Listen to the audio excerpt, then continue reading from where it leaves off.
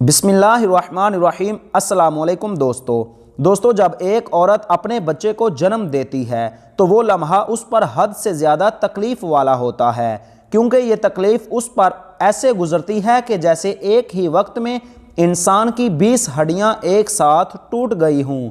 और चूँकि उसने अपने शोहर की नस्ल को आगे बढ़ाना होता है और उसे लेकर चलना होता है, जिसकी वजह से वो हर मुश्किल घड़ी से टकरा जाती है। तो दोस्तों, जब कोई औरत बच्चे की पैदाइश के वक्त चीख और रो रही होती है तो तब मर्द को वहां मौजूद रहकर देखना चाहिए कि कैसे किसी की बेटी अपनी जान को जिंदगी और मौत की कश्मकश में डालकर तेरी नस्ल को एक नाम देने जा रही है और कैसे तेरी नस्ल के लिए तड़प रही है।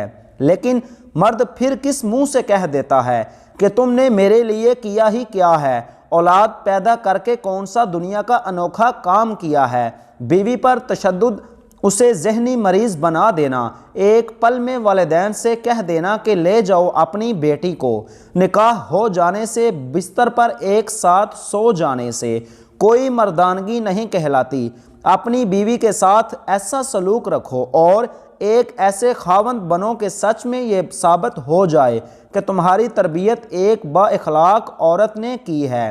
तो दोस्तों, मर्द बन और औरत की इज्जत कर।